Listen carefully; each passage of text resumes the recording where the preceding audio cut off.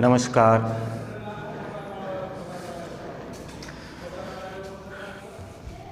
નમસ્કાર વિદ્યાર્થી મિત્રો.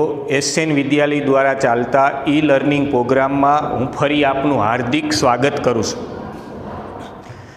ગયા પિરિયડમાં આપણે ધોરણ 11 કોમર્સમાં પહેલા કાવ્યની પ્રસ્તાવના અને 2 પંક્તિ આપણે કાવ્યની ચલાવી હતી. એથી આગળ કાવ્ય પહેલું નાવિક વળતો બોલ્યો.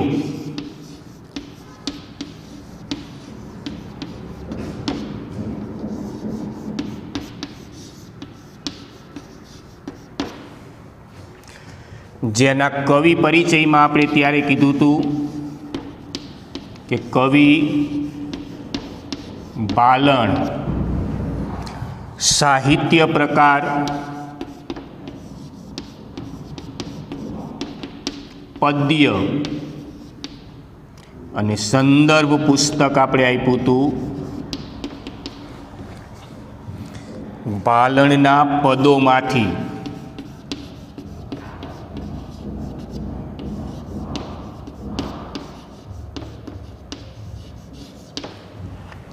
આપણે ત્યારે કીધું હતું કે આપણા જે પૂછાતા હેતુલક્ષી પ્રશ્ન એમાં પૂછાતું હોય ઘણી વખત કવિનું નામ, કાવ્યનો સાહિત્ય પ્રકાર, એનું સંદર્ભ પુસ્તક, જેની ચર્ચા આપણે આગળના પિરિયડમાં કરી ચૂક્યા. એથી આગળ વધતા ત્યારે આપણે જોયું હતું કે વાલ્મીકી રામાયણમાંથી જ લીધેલો આ કવિ બાલણે એક પ્રસંગ, જેમાં આપણે જોઈએ કે રામચંદ્ર ભગવાનને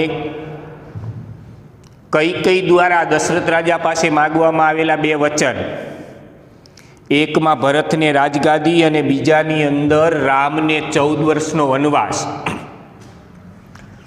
પિતાની આજ્ઞાનું પાલન કરવા માટે રામચંદ્ર ભગવાન વનમાં જવા માટે નીકળે તો એમાં સાથે લક્ષ્મણજી, સીતાજી. અહીં આપણને કહે કાવ્યની અંદર કવિ બાલણ ગુરુ વિશ્વામિત્ર. હવે પહેલી રાત્રિ તો આપણે જોયું હતું કે અયોધ્યાના ઘણા બધા નરનારીઓ રામચંદ્ર ભગવાનની એની સાથે ગયા હતા.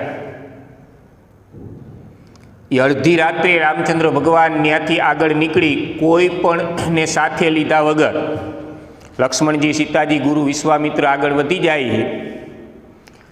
દશરથ રાજાએ પોતાનો જે મંત્રી સુમંત એની સાથે નીકળ્યો હતો કે 2-3 દિવસ રામચંદ્ર ભગવાનને રથની અંદર રાખી જંગલમાં એમના વિચરણ કરાવી પાછા લેતા આવવાના મનાવી. પછી પહેલી રાત્રિ ત્યાંથી આગળ વધે તો ત્યારે આપણે જોયું નિષાદ રાજનું રાજ્ય, જ્યાં રામચંદ્ર ભગવાન આવે છે એવી ખબર પડતા અને ભવ્ય રામચંદ્ર ભગવાનનું સ્વાગત, રાત્રિ રોકાવા માટેની એ બધી વ્યવસ્થા કરી આપી.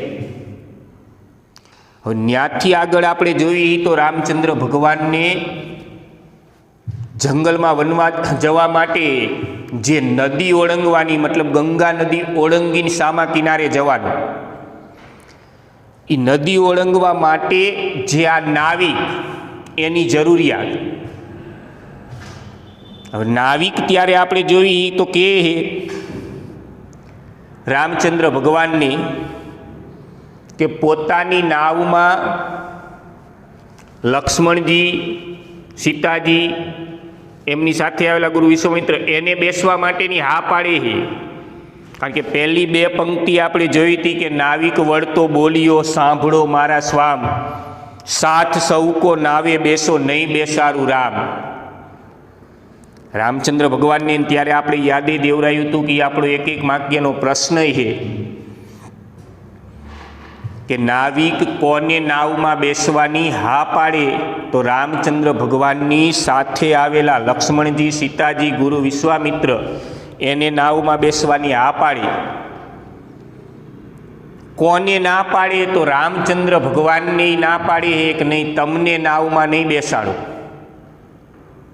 હવે સીધી બાબત ત્યારે આપણે જોયું હતું વનવાસ રામચંદ્ર ભગવાનને આપ્યો છે 14 વર્ષનો. જો રામને જ વનમાં જવા માટે અથવા નાવિક નાવમાં ન બેસાડે તો લક્ષ્મણ અને સીતાને તો કાંઈ વચન પાલન કરી વનમાં જવાની જરૂર જ નથી. કેમ નહીં બેસાડવો? બસ એનું કારણ અહીં જે આપણે બીજી પંક્તિ ત્યાંથી નાવિક કે હે રામચંદ્ર ભગવાનની કે તમને કેમ નાવમાં નહીં બેસાડવાના. સીધી બાબત છે કે આપણે ખુદ બહાર ગામ જવાનું થયું, એસટી બસ સ્ટેન્ડે બેઠા, જે ગામ આપણે જવાનું એની એસટી બસ આવી, બીજા બધા પેસેન્જરો બસની અંદર મીંડા બેસવા, બસમાં જગ્યાએ હે, ખાલી હે બસ. આપણે જેવા બસની અંદર બેસવા જઈએ ત્યારે કંડક્ટર એમ કહે કે નહીં ભાઈ તમને બસમાં નથી લઈ જવાના, તો નિશ્ચિત છે કે આપણે તરત એને પ્રશ્ન કરશું કે ભાઈ એનું કારણ શું? મને બસની અંદર નહીં બેસવા દેવાનું કારણ શું? કારણ કે આ તો સરકારી ટ્રાન્સપોર્ટ છે. જો પ્રાઇવેટ હોય તો આપણે એને દલીલ, મુસાફરોની હેરફેર કરતું વાહન હોય તો એને કહી ભાઈ હજી બસમાં જગ્યા ખાલી પડી છે તો મને નહીં બેસાડવાનું કારણ શું? એમ અહીં રામચંદ્ર ભગવાનના મનમાં એ પ્રશ્ન થાય ને કે નાવિક રામચંદ્ર ભગવાન સિવાય એની સાથે આવેલા બાકીના બધાને નાવમાં બેસાડી ગંગા નદીના આ કિનારેથી સામા કિનારે લઈ જવા માટે તૈયાર છે. ફક્ત એક રામચંદ્ર ભગવાનને જ નાવમાં બેસાડવાની ના પાડે છે. એટલે એક અચરજ, આશ્ચર્ય થાય કે આનું કંઈક કારણ હોય, નહીતર તો ના પણ એનો ધંધો છે, રોજીરોટી છે, પોતાની આજીવિકાજી નાવ છે, એને તો મુસાફર આવે આ કિનારેથી સામે કિનારે લઈ જવાનું થાય ત્યારે એ તો અતિ રાજી હોય. કારણ કે જેટલા વધારે મુસાફર, જેટલા વધારે ફેરાઈ આ કિનારેથી સામા કાંઠેથી આ બાજુ આવવાનું કરશે એટલી એને પૈસા વધારે મળશે, ખાવા પીવા એની આજીવિકામાં એટલો ફાયદો થશે. જેમ આપણે જોઈએ કે અત્યારે કે દ્વારકાથી આપણે બેટ દ્વારકા જઈ તો બેટ દ્વારકા જવા માટે આપણે નાવમાં બેસવું પડે.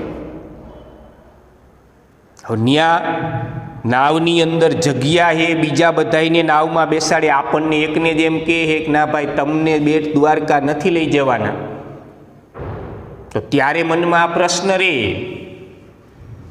હવે એનું સમાધાન રામચંદ્ર ભગવાન જે આશ્ચર્યચકિત કે મને નાવમાં બેસવાની આને કેમ ના પાડી, બસ એનો જવાબ એ આપણી બીજી પંક્તિ ત્યાંથી શરૂઆત થાય.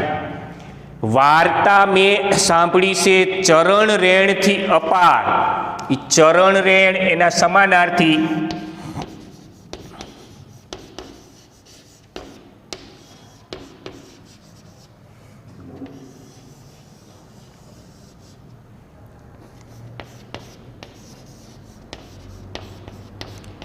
ચરણ રેણ મતલબ ચરણ રજ.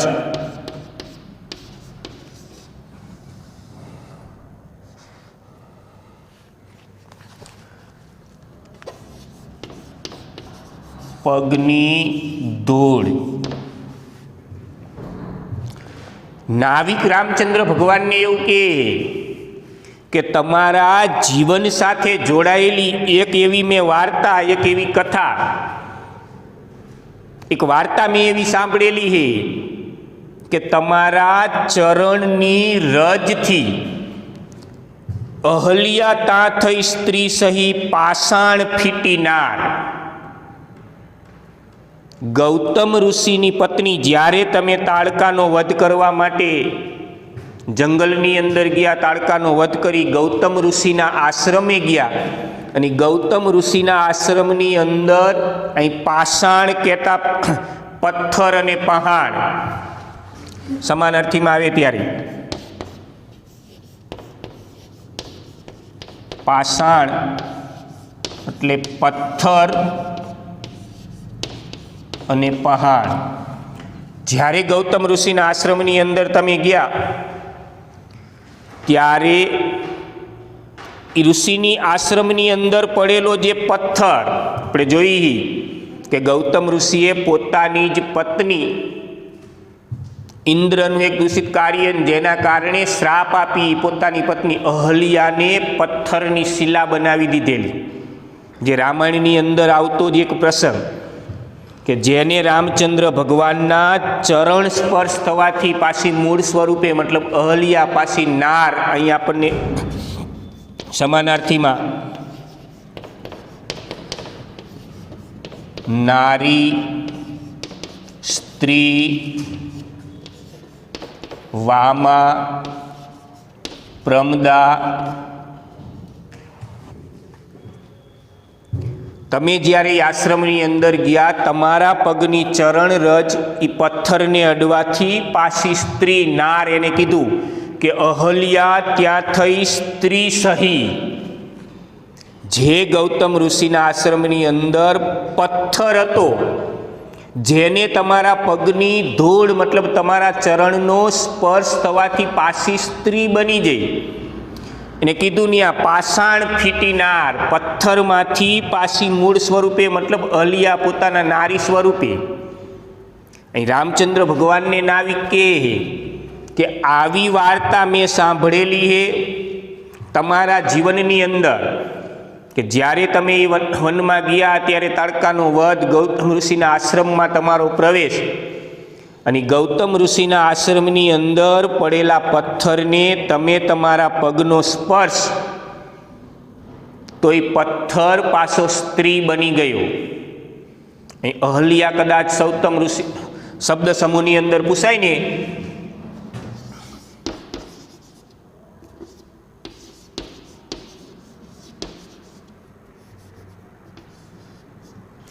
ત્યારે ગૌતમ ઋષિની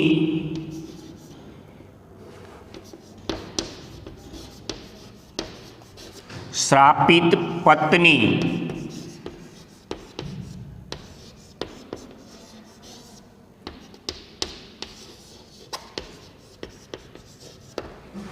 ગૌતમ ઋષિની શ્રાપિત પત્ની એટલે અહલ્યા, જે કહે કે ગૌતમ ઋષિના આશ્રમની અંદર પથ્થરને તમારા પગનો સ્પર્શ અને એ સ્ત્રી બની ગઈ. આવી વાર્તા રામચંદ્ર ભગવાનને કહે કે મેં સાંભળેલી છે. હવે અહીં પોતે જે નાવમાં બેસાડી રામચંદ્ર ભગવાનને ગંગા નદીના આ કિનારેથી સામા કાંઠે લઈ જવા માટે તૈયાર, તો એ નાવે લાકડાની બનેલી છે, જે પાણીમાંથી તરી સામા કિનારે પહોંચાડી. બાકી સીતાજી, લક્ષ્મણજી, ગૌતમ ઋષિ વિશ્વામિત્ર એ બેસે, તો એનો મતલબ એ નથી કે કદાચ એમાં રામચંદ્ર ભગવાન એક વધારે વ્યક્તિ બેસે તો નાવ ડૂબી જાય. જો એવું જ હોય કે અંદર 3 જ વ્યક્તિ બેસી શકે, તો નાવિક કદાચ રામચંદ્ર ભગવાનને એમ કે તમે 4 કે 5 વ્યક્તિ છો, આ નાવની અંદર 3 વ્યક્તિ જ બેસી શકે એટલી ક્ષમતા છે, તો એક કામ કરો, 2 વ્યક્તિને બેસાડી હું પહેલાં સામા કિનારે ઉતારી આવું, પાછો આવી પછી તમને બીજા 2 વ્યક્તિને લઈ જઈશ. અને એમાં કોઈ વાંધો રામચંદ્ર ભગવાનની કોઈ એતરાજ નહોતો, કોઈ તકલીફ નહોતી. અહીં એવું નથી નાવની અંદર એક સાથે 5 વ્યક્તિ બેસી જાય તો એ નાવને કાંઈ થાય એવું નથી. સડસડાટ આ કિનારેથી તરતી સામા કિનારે પહોંચી શકે એવું. કારણ આ બીજું કે બીજા તમારી સાથે આવેલા, કારણ કે પહેલી 2 પંક્તિમાં કીધું આપણને એક સાથ સૌકો નાવે બેસો, તમારી સાથે આવેલા તમામને નાવમાં બેસવા માટેની છૂટી આ પાડે છે. ફક્ત રામચંદ્ર ભગવાન એકને જ નાવમાં બેસવાની ના, એનું આ પહેલું કારણ આપ્યું કે તમારા જીવન સાથે જોડાયેલી, આપણે જોઈએ કદાચ 2 વાક્યનો પ્રશ્ન પૂછશે,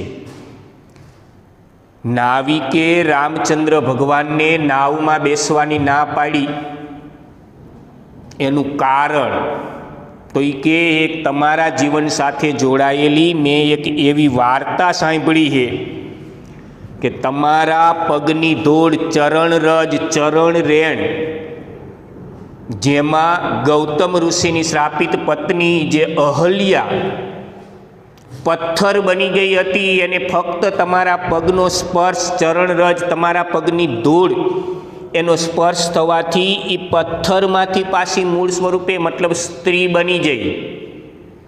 એટલે એના મનની અંદર ડર કે આટલા પવિત્ર, આટલા પાવનકારી તમારા ચરણ, જે કોઈ તમારા ચરણે મસ્તક નમાવે અથવા તમારા ચરણનો સ્પર્શ કરી નિર્જીવે સજીવ બની જાય, એની જિંદગીનો ઉદ્ધાર થઈ જાય, આવા પાવન નાવિકનો કોઈ એવો ઈરાદો નથી કે રામચંદ્ર ભગવાન જે આમ આપણે જોઈ કે અત્યારની સ્થિતિ તો આપણે કચ્છની અંદર જેસલ તોરલને લેવા માટે જાય, નાવમાં બેસે, ત્યાં આપણે જોઈએ કે એક ભજન આ જ રીતે, પાપ તારું પોકાર જાડેજા ધર્મ તારો સંભાળ. ત્યાં જેસલને નાવમાં નહીં બેસવું અથવા ચાલુ સમુદ્રની અંદર નાવમાંથી ઉતરવાનું કે એનું કારણ તો જેસલ પાપી હતો. તમામને એવો ડર કે આ પાપી છે એના એકના કારણે આ આખી નાવ કદાચ ડૂબી જશે, તો એને એકને કદાચ આપણે હટાવી દઈ, સમુદ્રની અંદર નાખી દઈ તો આપણે બચી જઈ. જે કચ્છમાં આપણે બનેલી ઘટના અને એની સ્ટોરી, અહીં એવી સ્થિતિ નહીં. અહીં નાવિકે જે કારણ આપ્યું તો રામચંદ્ર ભગવાનને તો પાવન પવિત્ર પુણ્યશાળી મતલબ ભગવાન ગણીને કહે કે પોતાની મુશ્કેલી એક, તમે કદાચ નાવમાં બેસો, મને એવો મનમાં શંકા કે તમે પાપી હો, નાવ ડૂબી જાય, એ કારણ નથી. એટલા પવિત્ર, એટલા પાવન કે તમારા શરણે આવેલા કોઈ પણ વ્યક્તિનો ઉદ્ધાર થઈ જાય. એક આશ્રમની અંદર પડેલો નિર્જીવ પથ્થર, જેને તમારા પગનો સ્પર્શ અને પથ્થરે પાછો ફરી મૂળ સ્વરૂપ મતલબ પાવન બની સજીવ અને નારી સ્ત્રી ગૌતમ ઋષિની પત્ની અહલ્યા પોતાના મૂળ સ્વરૂપે પાછી આવે. આટલા પવિત્ર, એટલે પોતાના મનની અંદર એક મોટામાં મોટી શંકા કે એ જ ચરણ જો તમે લઈ મારી નાવની અંદર બેસો, એ નાવને ચરણ અડાડો, એ તમારા ચરણની ધૂળ, ચરણ રજ નાવને સ્પર્શ થાય અને આ લાકડાની બનેલી નાવ પાછી નારી બની જાય તો?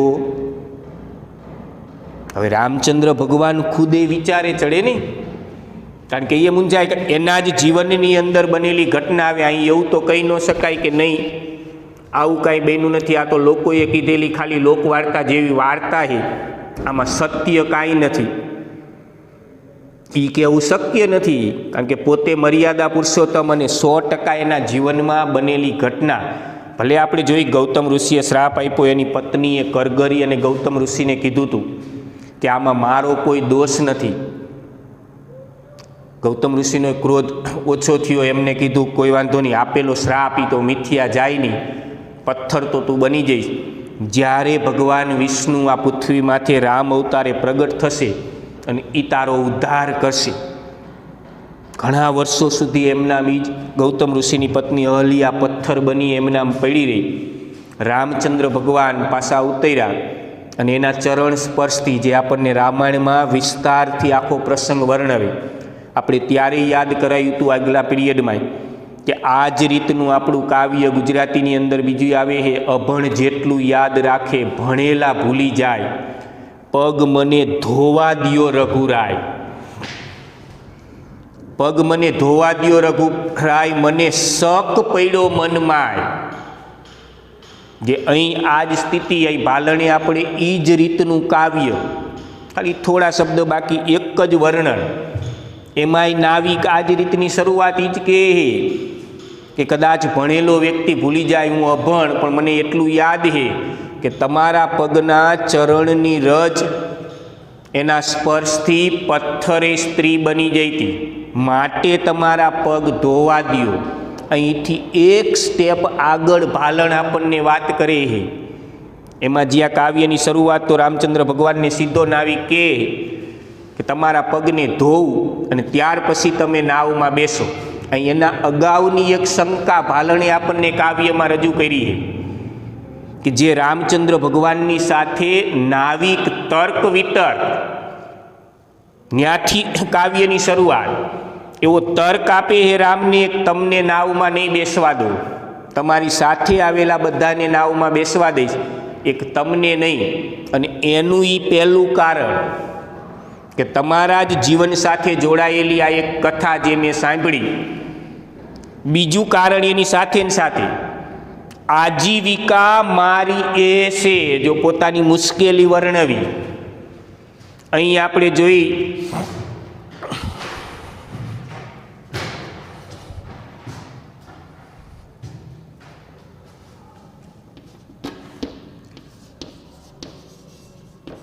ગુજરાન કે તેનું સાધન એટલે આજીવિકા.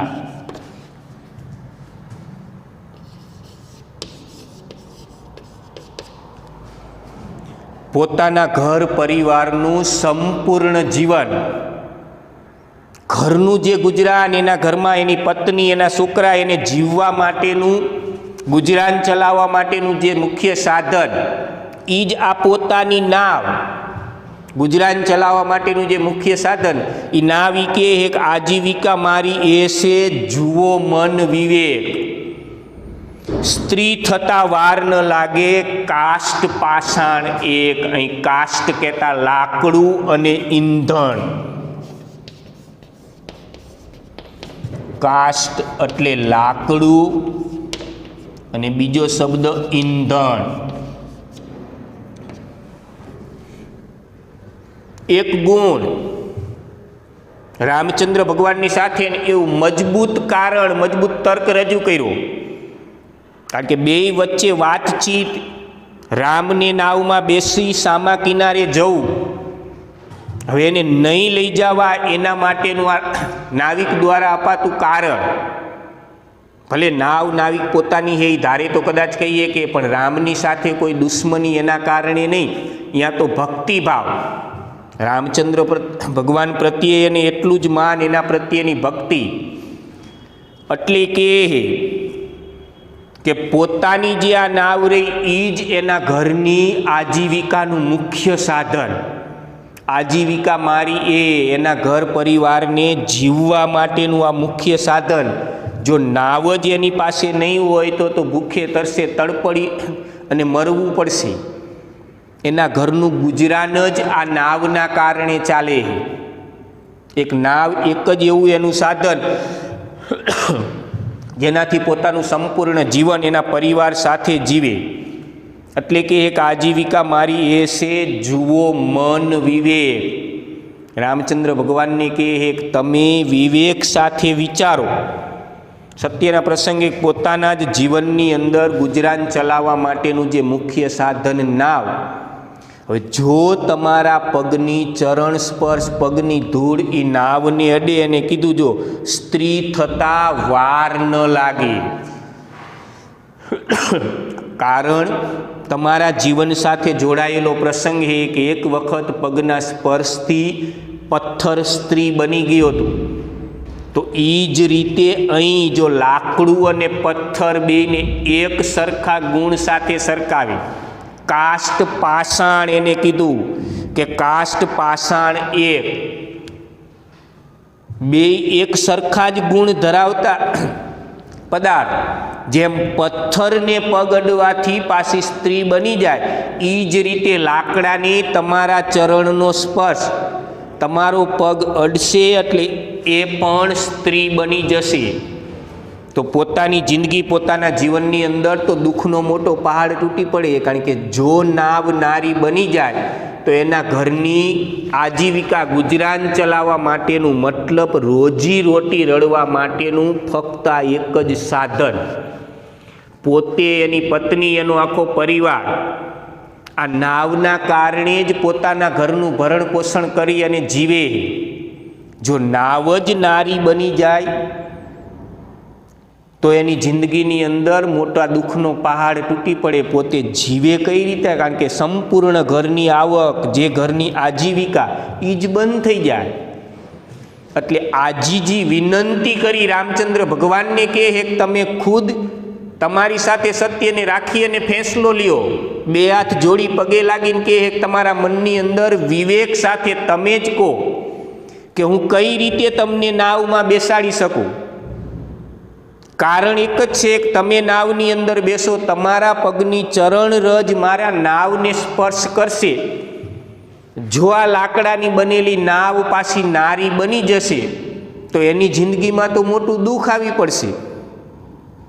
અહીં આપણે જોઈ, કદાચ રામચંદ્ર ભગવાન એમ કે નહીં, મારા ચરણ સ્પર્શથી નાવ નારી નહીં બની જાય.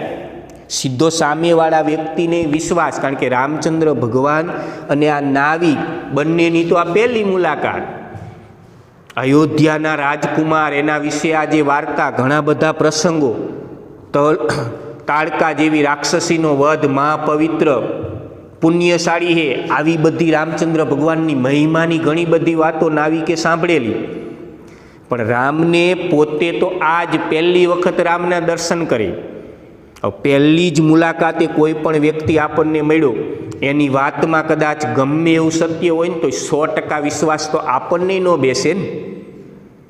ક્યાંક આપણી મુસાફરી કરતા હોય, ક્યાંક ટ્રેનમાં ને એમાં જતા હોય, આપણી બાજુમાં આવી કોઈ વ્યક્તિ બેસે, એની કદાચ એની મજબૂરી વર્ણવે કે ભાઈ આજ ટ્રેનની અંદર મારું પર્સ ચોરાઈ ગયું, અહીં પહોંચ્યા પછી ત્યાં ઉતરી અને ત્યાંથી મારે આગળ 25-30 કિલોમીટર બસમાં જવાનું અને ભાડાના પૈસા નથી, તમે 100 કે 200 રૂપિયા મને આપો. આપણે સીધો ભરોસો ન કરી. જોઈએ આપણો ઓળખીતો સહેજ પરિચિત જાણતા હોય એને તો કોઈ તકલીફ નથી. નહીં આ પહેલી જ મુલાકાત, આપણે તરત જ એની સામે બાનું કંઈક ને કંઈક કારણ રજૂ કરી કે ભાઈ હું અત્યારે બહાર ગામ જઉં, હું પાછા વળી નથી, મારે ઘરે આવવાનું, મારી પાસે પૈસાનો તૂટો, ફક્ત 200 રૂપિયા જ છે, હજી પાછા આવવા વળતું ભાડું મારે દેવાનું છે, એક દિવસનું કદાચ રોકાણ તો એકાદ વખત જમવાનું, એ મારે જ પૈસાનો તૂટો આવે એવું આ કારણ તરત વ્યક્ત કરી. એ જ રીતે આપણે જોયું કે નાવિકે વ્યવસ્થિત રીતે કારણ વ્યક્ત કર્યું. પહેલાં જ કીધું રામચંદ્ર ભગવાનને તમારી સાથે આવેલા બધાને નાવમાં બેસાડીશ. ત્યાં જો એને એવું કાંઈ નથી કીધું કે નહીં તમે મને પહેલાં ભાડું, મતલબ આ કિનારેથી સામા કિનારે જવાના આટલા રૂપિયા થશે એ પહેલાં ચૂકવી દો, મને તમારા ઉપર ભરોસો નથી. આવી કોઈ વાત નાવિકે વર્ણવી નથી. પોતાને જે લેવાનું કિરાય એમાં કાંઈ એને તકલીફ નથી. એ કદાચ અયોધ્યાના રાજકુમારે નહીં આપે તો પણ ચાલશે, સામા કિનારે ઉતારી હસતા મુખે પાછો આવી જશે, એની સાથે એને કાંઈ તકલીફ નથી. મુશ્કેલી ફક્ત એ કે તમારી સાથે આવેલા બધાને નાવમાં બેસાડીશ, એક તમને નહીં. અને એનું એને વ્યવસ્થિત સચોટ કારણ રામચંદ્ર ભગવાનની સામે રજૂ કર્યું કે પોતાના ઘરનું ગુજરાન ચલાવવા માટેનું મુખ્ય સાધન એક નાવ, એના ઘરની સંપૂર્ણ આજીવિકા તો આ નાવના કારણે ચાલે. જો એ નાવ જ એના જીવનની અંદર નહીં રહે તો પોતાનું જીવન દરની ઠોકર ખાય એવું દુઃખથી ઘેરાઈ જશે. મેં એવું સાંભળેલું છે કે તમારા પગની ચરણરજ એના સ્પર્શથી પથ્થરમાંથી સ્ત્રી બની જાય, એ જ રીતે કદાચ આ નાવ જો નારી બની જશે તો પોતાની જિંદગી તો દુઃખનો પહાડ તૂટી પડશે. હવે વ્યવસ્થિત રીતે પોતે જે કારણ વ્યક્ત કર્યું, કારણ જે રજૂ કર્યું, એ જોતા રામચંદ્ર ભગવાને વિચારે સામા કિનારે જવું એ રામચંદ્ર ભગવાનની મજબૂરી, મુશ્કેલી છે. કારણ કે 14 વર્ષનો વનવાસ એ નિશ્ચય કરીને નીકળ્યા એ પિતાના વચને. તો આપણી જોઈ રામાયણની અંદર કે એ રઘુકુલ રીતિ સદા ચલી આવી, પ્રાણ જાય પણ વચન ન જાય. રઘુ રાજા વખતથી ચાલી આવતી આ પરંપરા, એમાંય રામચંદ્ર ભગવાન એ જ પરંપરાને યોગ્ય રીતે નિષ્ઠાથી, નહીતર વચન તો આપણે જોઈ કઈને દશરથ રાજાએ વચન આપ્યું હતું. જ્યારે દેવ દાનવનો સંગ્રામ ને એની અંદર દશરથ રાજાએ દેવો તરફથી યુદ્ધમાં એક તીર જે કઈ પોતાની હથેળી દ્વારા રોકી દશરથ રાજાને જીવતદાન, અને ત્યારે દશરથ રાજાએ કઈને કહ્યું હતું કે માગ 2 વચન, અને કઈએ કીધું જ્યારે મારે જરૂરત પડશે ત્યારે હું વચન માગી લઈશ. હવે આવી કરેલી વાતને જે મંથરાને જાણ, અહીં અયોધ્યામાં જે નિર્ણય લેવાનો કે રામચંદ્ર ભગવાનને રાજગાદી આપી, ત્યારે ભરત અને શત્રુઘ્ન તો મોસાળમાં હતા.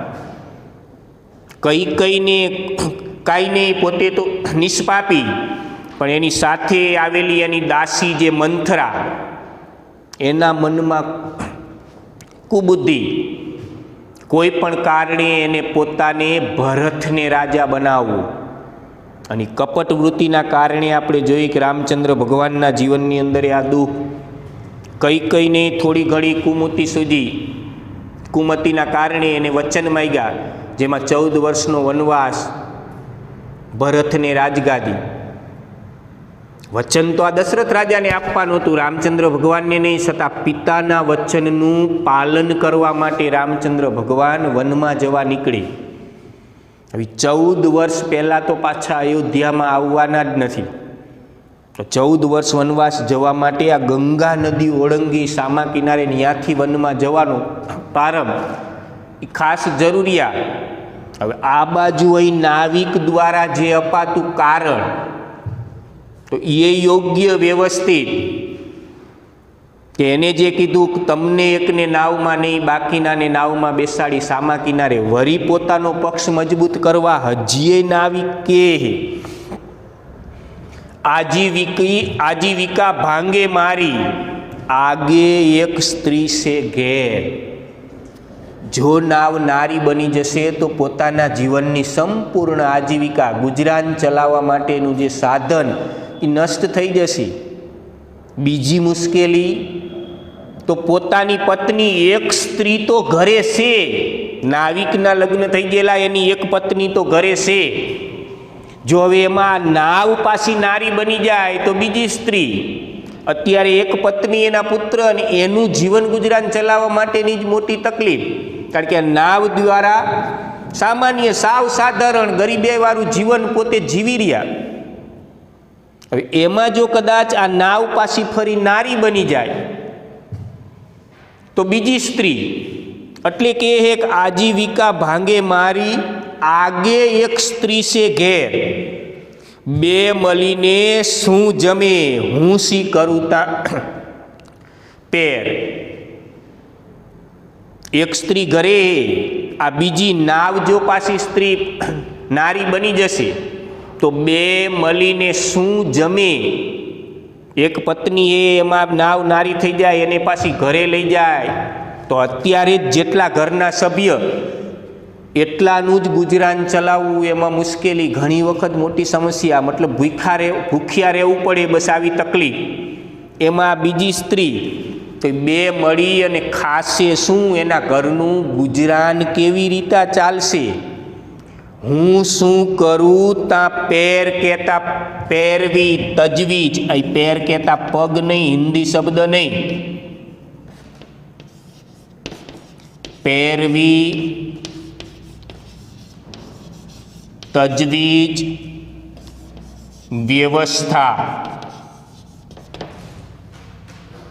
પોતાના જીવનની મોટામાં મોટી પેરવી મુશ્કેલી આવી જાય, શું એવી વ્યવસ્થા કરે. કારણ કે ઘરની અંદર એક સભ્યનો વધારો, પાછી એક પત્ની એ આપણે જોઈએ કે લગ્ન પછી એક પત્ની એને સાચવતા જ નાકે દમ આવી જાય. મોટા ભાગના ઘણી વખત હાસ્ય કલાકારોને એના જોક્સની અંદર એ તમે જોતા હશો કે ઘર સંસારને એમાં એક સ્ત્રી એને સાચવી, પોતાનું સંપૂર્ણ જીવન જીવવું, એમાંય ઘણી બધી મુશ્કેલી. અહીં તો એક છે અને બીજી, હવે એને લઈને ઘરે જાવું, ઘરના બારણામાં કરવું ને બહુ મુશ્કેલ થઈ જાય. બસ એવી પરિસ્થિતિ, એટલે એને કીધું કે એવી હું શું વ્યવસ્થા કરું. કારણ અત્યારે જ ખાવા પીવાના સાંસા પડે છે, કઈ એવી વ્યવસ્થા કરું કે બે પાસા વ્યવસ્થિત જમી ઘરે જીવી શકે. શું એવી વ્યવસ્થા, શું એવી પહેરવી. કારણ કે એની આજીવિકા, આવકનું સાધન તો સંપૂર્ણ બંધ.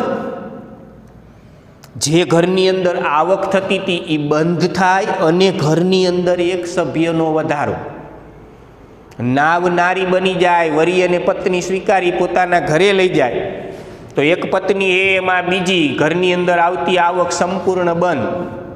એટલે બે હાથ જોડી રામચંદ્ર ભગવાનને એવી આજીજી એને વ્યક્ત કરી કે આ કારણે હું તમને નાવમાં બેસવાની ના પાડું. કે બબે વાક્યમાં કદાચ પૂછાય ત્યારે વ્યવસ્થિત રીતે જવાબ. ભગવાન રામચંદ્રના પગની ધૂળથી જે અહલ્યા પાછી નારી બની જઈ, આવી વાર્તા નાવિકે સાંભળેલી. કદાચ પોતાની નાવ ફરી નારી બની જાય તો એની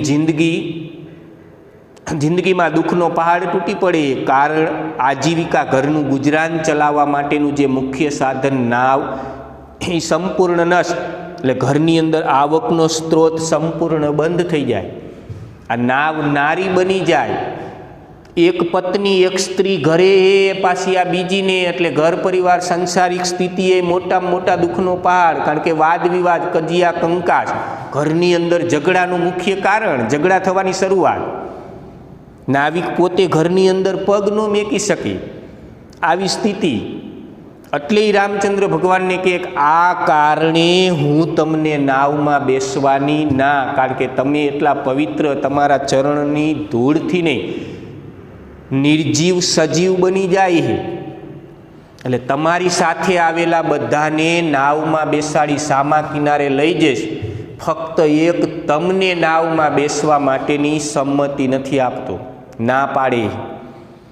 હવે ત્યાં જોઈએ આપણે ગૌતમ ઋષિ, અહીં કવિ બાલણ પોતાની બુદ્ધિથી ગૌતમ ઋષિ દ્વારા એક વ્યવસ્થિત, કે જેમાં રામચંદ્ર ભગવાનને કોઈ મુશ્કેલી, કોઈ તકલીફ ન હોય, આ બાજુ નાવિકના મનમાં રહેલી તમામ શંકાનું સમાધાન, નાવિકને કંઈ જ પણ મુશ્કેલી ન પડે, એને કોઈ તકલીફ ન રહે એવું વ્યવસ્થિત શંકાનું સમાધાન ત્યાં ગૌતમ ઋષિ આપી દે. એ આપણા બબે વાક્યનો પ્રશ્ન.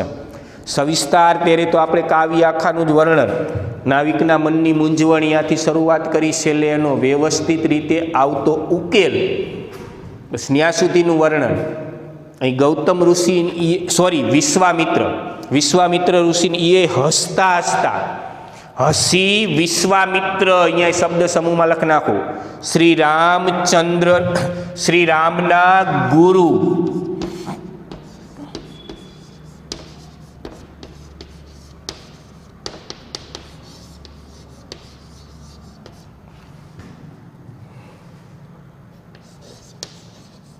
વિશ્વામિત્ર, હસી વિશ્વામિત્ર બોલ્યા ચરણ રેણે સ્ત્રી થાય. નાવિકને કહે ને એ હસતા હસતા, કોઈ પણ જાતની બળજબરી નહીં, એવું કાંઈ બોલું કે મારા મંત્ર દ્વારા હું તને બાળીને ભસ્મ કરી દઈશ, કોઈ પણ ભોગે તારે રામને નાવની અંદર બેસાડી સામે કિનારે લઈ જ જવાના. રાજા હે, રાજકુમાર હે, તો એનું બળ, એનો ડર દેખાડી સામેવાળા વ્યક્તિ પાસે કામ કરાવું એવું નહીં. તો રામચંદ્ર ભગવાન આપણે જોઈએ એના સંપૂર્ણ જીવનમાં મર્યાદાને ક્યાંય ઓળંગતા નથી. જે ગુરુ પાસેથી લીધેલું જ્ઞાન, ગુરુ અહીં હસી નાવિકને કહે, હસી વિશ્વામિત્ર એમ બોલ્યા ચરણ રેણે સ્ત્રી થાય, તે માટે ગંગાજળ લઈને પખાલો હરી પાય. ત્યાં પાય કહેતા પગ અને ચરણ. સીધો ઉકેલ આપી દીધો કે રામચંદ્ર ભગવાનના પગની ચરણ રેજ, પગની ધૂળથી આ નાવ નારી બની જાય. તો એક કામ કહે, અહીં ગંગા નદીના કિનારે છી, ગંગા જળને ભરી પહેલા રામચંદ્ર ભગવાનના પગ ધોઈ નાખ, સંપૂર્ણ એના પગને ધોઈ નાખ. એના પગની સાથે કોઈ પણ મતલબ સેજે ધૂળ નહીં, ચરણની રજને ધોઈ નાખ. ગંગા જળે પવિત્ર, એનાથી પગને ધોઈ પવિત્ર બનાવી અને પછી નાવમાં બેસાડ.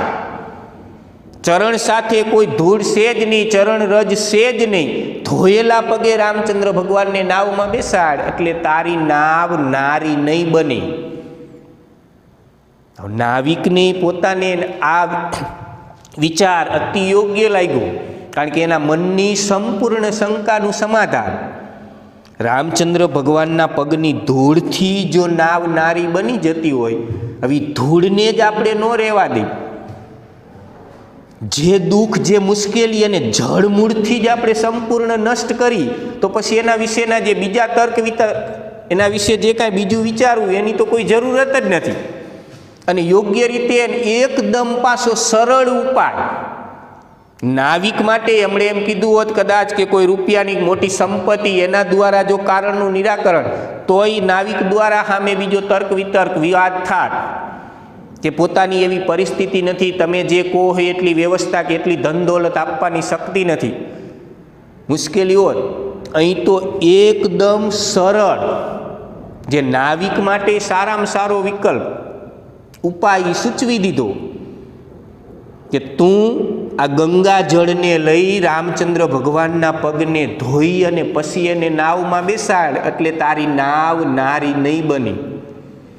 હવે અહીં જે આપણે શીર્ષક જોઈ કે નાવિકના મનની અંદર જે મૂંઝવતો મુખ્ય પ્રશ્ન, રામચંદ્ર ભગવાનને નાવમાં બેસાડતા નાવ કદાચ નારી બની જાય, આ એને મૂંઝવતો મુખ્ય પ્રશ્ન, એનું સંપૂર્ણ નિરાકરણ એ વિશ્વામિત્રએ વ્યવસ્થિત રીતે ગંગાજળ લઈને પખાલો શબ્દ કદાચ તળપદામાં ઘણી વખત આવશે કે હે ગંગાજળ લઈને રામચંદ્ર ભગવાનના પગને ધોવો, પખાલો કહેતા ધોવું, અને કે હે એમાં કે હરિ એટલે વિષ્ણુ.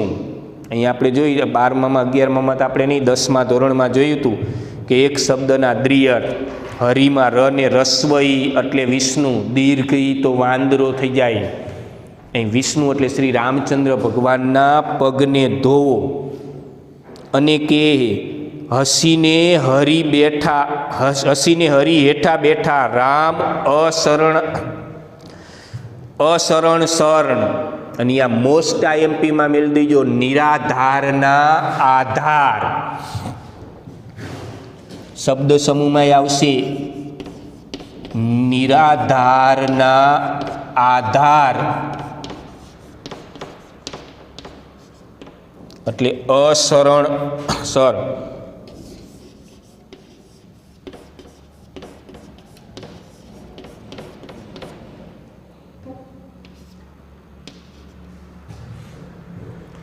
રામચંદ્ર ભગવાનની એમાં કોઈ મુશ્કેલી, કોઈ તકલીફ નથી, કારણ કે પોતાના જ ગુરુ દ્વારા અપાયેલો એક યોગ્ય ઉપાય એ તૈયાર. તરત જ રામચંદ્ર ભગવાન હસતા મુખે હેઠા બેસી, નાવિકની પાસે નીચે બેસી પોતાના પગ ધોવા દેવા માટે તૈયાર.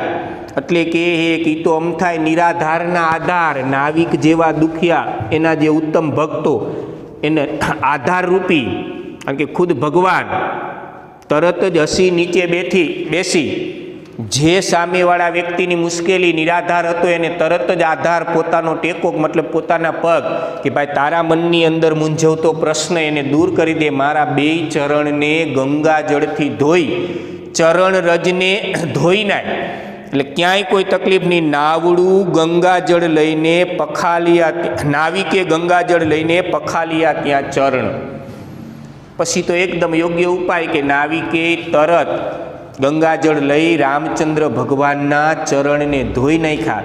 એટલે જે કાવ્યનું આપણું શીર્ષક અહીં વ્યવસ્થિત રીતે ભાલણ દ્વારા એનો યોગ્ય ઉપાય કે નાવિકના મનની મુખ્ય મૂંઝવણ, એના દ્વારા જે રજૂ કરવામાં આવેલા કારણો અને એનો ગુરુ વિશ્વામિત્ર દ્વારા વ્યવસ્થિત ઉકેલ કે ભાઈ ગંગાજળ લઈ રામચંદ્ર ભગવાનના પગને ધોઈ અને પછી રામચંદ્ર ભગવાનને નાવમાં બેસાડ, એટલે તારી નાવ નારી નહીં બની જાય.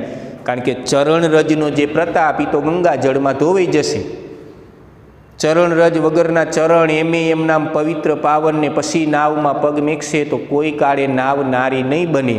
અને પછી રામચંદ્ર ભગવાનને સાથે લઈ જાય તો સીતાજી, લક્ષ્મણ, રામચંદ્ર ભગવાન એને લઈ સામા કિનારે જવામાં નાવિકને હવે કોઈ મૂંઝવણ નહીં. વ્યવસ્થિત ઉકેલ સાથે અહીં આપણે પહેલાં કાવ્યની પૂર્ણાહુતિ. એક વખત વ્યવસ્થિત નવનીતમાંથી પ્રશ્ન વાંચી લેવાના, કારણ કે ટૂંક સમયમાં કદાચ ગુજરાતીનું પેપર આવે, એમાં આ કાવ્ય વિચાર વિસ્તારે હશે, સંક્ષેપીકરણે હશે, નિબંધે હશે, અરજી લેખને હશે. અરજી લેખન આપણે અગાઉ ભણાવી ચૂક્યા. નિબંધ, વિચાર વિસ્તાર, સંક્ષેપીકરણ આ બધું 10મા ધોરણની અંદર તમે વ્યવસ્થિત ભણી ચૂક્યા. એને ફરી એવી કોઈ લાંબી ચર્ચા કરવાની જરૂર નથી. આ પહેલું કાવ્ય, બીજો પાઠ આપણે શરૂ કરી તો જ્યાં સુધી ચાલશે, બસ ત્યાં સુધી આપણે આવનાર પેપરની અંદર પૂછવામાં આવશે. નમસ્કાર.